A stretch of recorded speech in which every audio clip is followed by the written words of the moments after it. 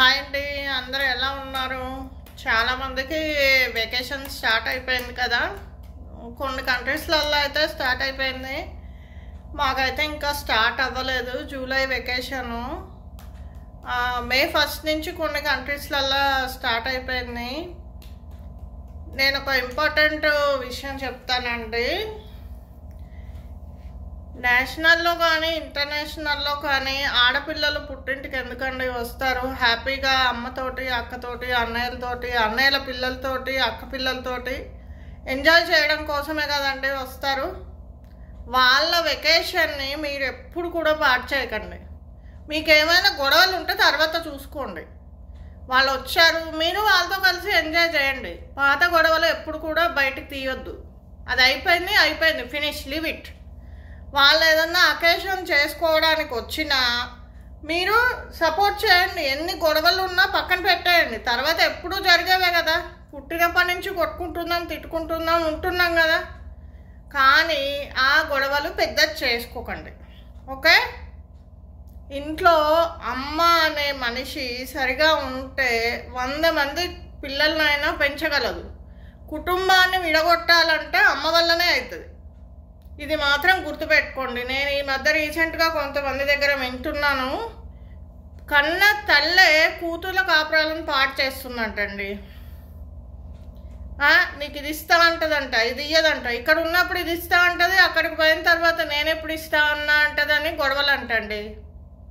రీసెంట్గా last year కూడా జరిగింది ఈ సిచ్యువేషన్. మీకు చేతనైతే ఆహ్వానించండి. చేతనైతే మీరు ఒక చీర సార పెట్టండి. శాపాలు మాత్రం పెట్టకండి ఆడపిల్లకు.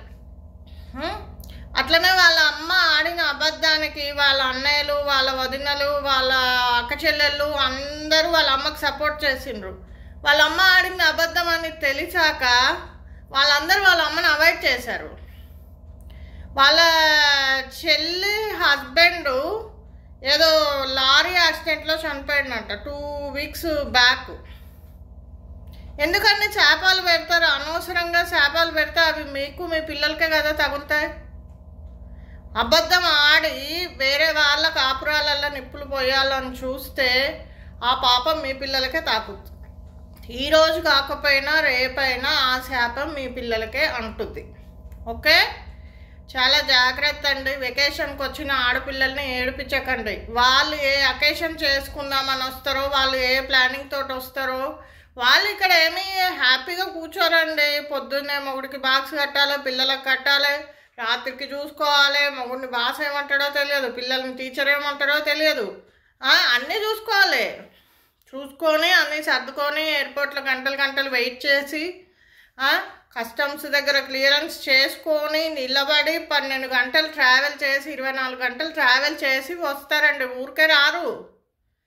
లక్షలు ఎయిర్ ఫేర్ పెట్టుకొని టైం వేస్ట్ చేసుకొని మీతో తిట్లు శాపాలు పెట్టించుకోవడానికండి వెకేషన్కి వచ్చేది. ఇక్కడ ఉన్నాం కదా, అందరూ ఇక్కడ బోల్డ్ మంది ఉన్నారు మాట్లాడటానికి, తినడానికి, తిరుగుతానికి ఫ్రెండ్స్. మన రిలేషన్ కాబట్టి, మన బ్లడ్ రిలేషన్ కాబట్టి వస్తారు, లేదంటే రారు కదండి.